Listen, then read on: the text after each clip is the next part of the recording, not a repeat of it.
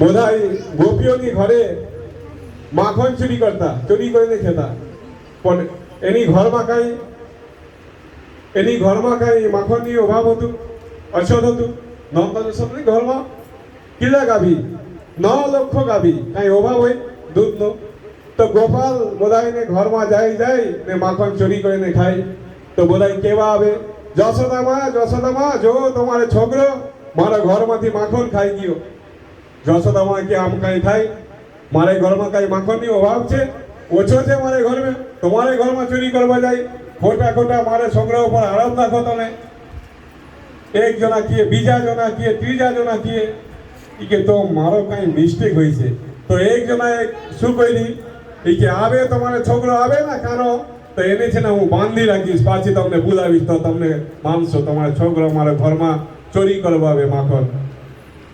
તો ભગવાન માખણ શેની માટે ચોરી કરે?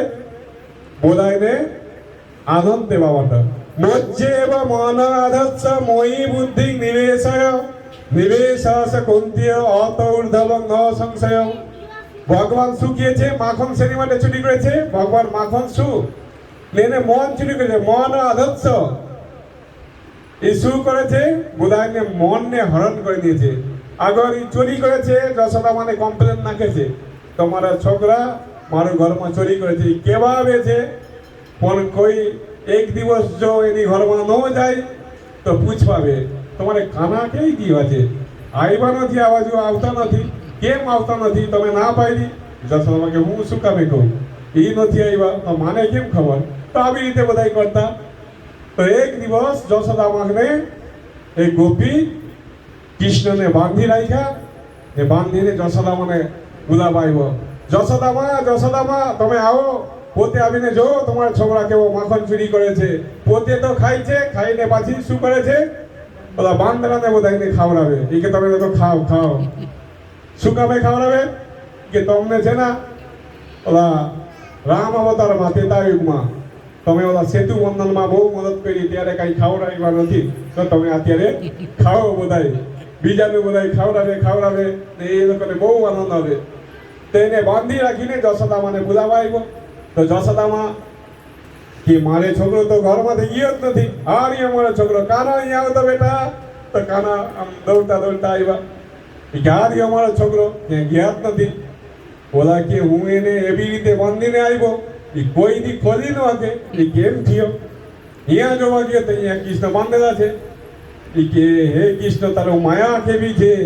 એ આમ કહીને પાછી બેભાન થઈ ગયો.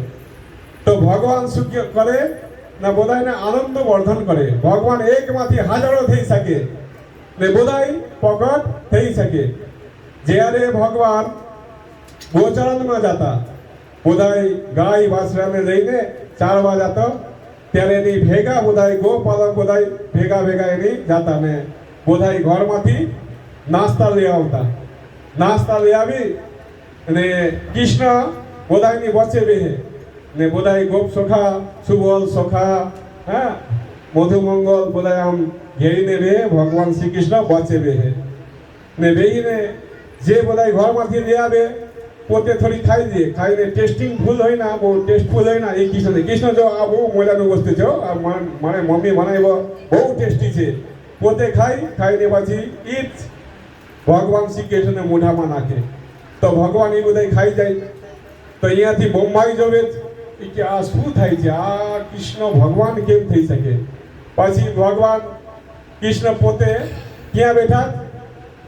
હરે કૃષ્ણ કીધું સબ ખાવાનું હશે કે બહાર જતા કેમ? હરે કૃષ્ણ બધા હાથ ઊંચા કરીને હરે કૃષ્ણ હરે કૃષ્ણ.